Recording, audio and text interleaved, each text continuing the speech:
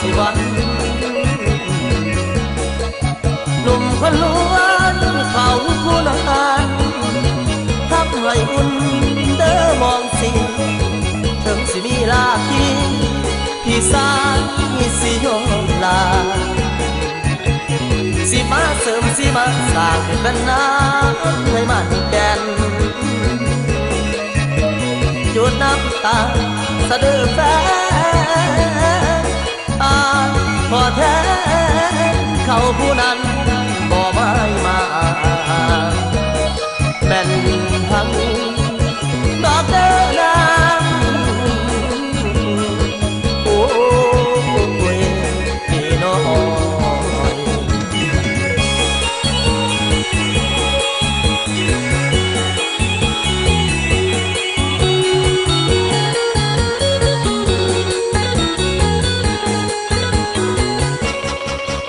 อีกาอยากทำท่าคือหงแม่นวลอานงคงเป็นไปได้ยากชีวิตเหมือนคนตาป่าสุดแสนลำบากขอคนอื่นกินใจถึงตั้งอยากฟังสูงเพียงเพิ่นฟังถ้ายืนอยู่ป่าอยากกินข้ามผ่านทะเลชีวิตนี้ไปก็ไปฝันสูงเหมือนที่กายอยากเทียบผมโด่งดังอยู่ลึกป่าแม่วาสนาแต่วาสนาของคนแข่งขันบ่ได้บางคนเต่าถึงลักใสบางคนล้มตายตอนกำลังเดินเขินถึงฟ้าคือห่วงท้องผู้สากใหญ่เขาเป็นกาลุมตันใครสิบ่เบิ่งเฮาถ้านักเจ้าบ่สมพันผู้สูงสักจงหาคิดหาใจอายยังคอยเจ้าอย่าเศร้าอย่ามองหัวใจสิ่งที่ไปบ่สมใจมองหยุดน้ำตาของนางอย่าไหลต้องมองเขาจากไปอายยังอยู่เพียงน้องขอส่วนปากมองเสียน้ำตาคนไทยใจเอ้ยเจ้าจะมัวมองตูนั่งไผก็ไม่ผ่านบ่มีน้องแค่ผู้เดียวเขาได้เกี่ยวสมดังใจมาแล้วจากไปพวกวันมาปล่อยให้นางที่มองเสือแต่อายเด้อแต่อายเด้อขอเป็นคนสวยอาสาขอเป็นหมอยาเข้ามารักษาแผลใจอายบอกขอโทษตอนที่น้องจากไปขอไม่อาภัยคนใจทุกเวลาเศร้าสาระน้ำตาน้ำจะมองมุนอายคนจนสิหักเจ้าจะมองเข้าสู่อาทิวันอย่าโศกกันให้มองมุนมองทีถึงสิมีลาพี่สายสิยอมลา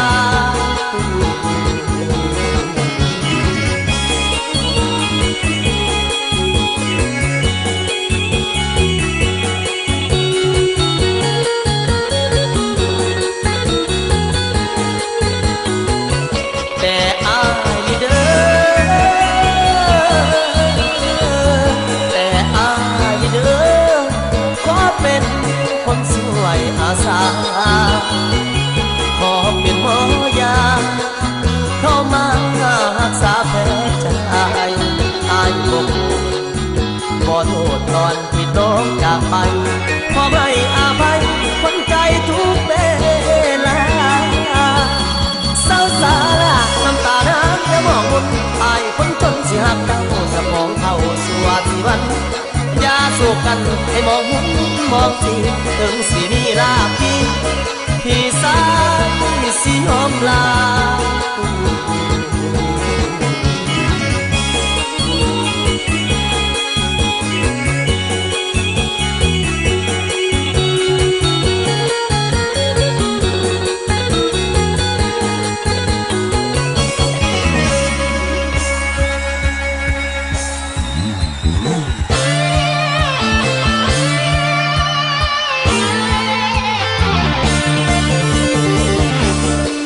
ก่อนเด้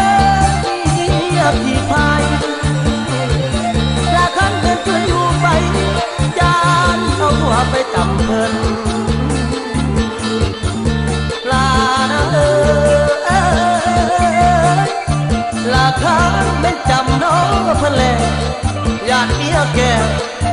คืนโอ้โอ้ยโอ้ยดีรอ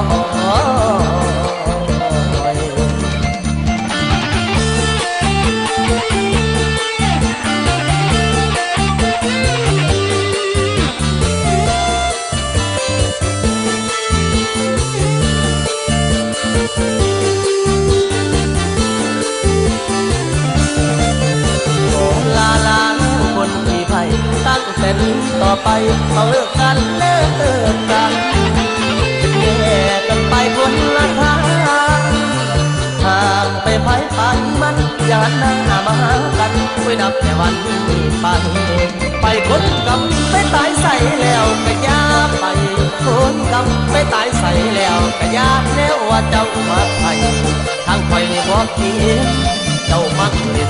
ปล่อยปล่อยตามใจหนีกันไปคนทางห่างกันเนาะคนเก่าโอ้ลาลาแล้วลาลาก่อนบอกขออยู่อ่อนสอนสาวคนที่พายใจด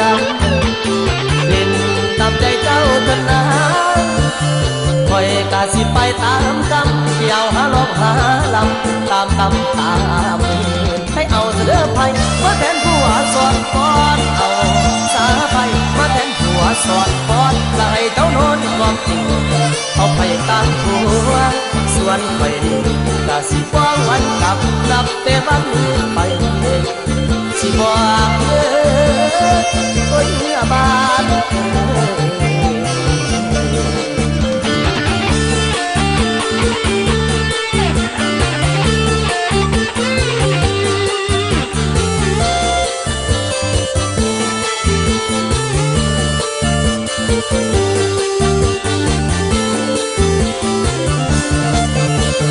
ลาลาแล้วลาลาก่อนบอกขออยู่อ่อนสอนสาวคนที่พายใจดำเล่นตามใจเจ้าเถิดนะคอยกาสิไปตามกำเกี่ยวหาลอกหาลำตามตามให้เอาเรือไผ่มาแทนผัวสอดกอดเอาสาไปมาแทนผัวสอดกอดและให้เจ้านอนความจริงเอาไปตามผัวส่วนไปดีกาสิฟ้องวันกลับนับแต่วันไปสิบอกโอ้ยบาน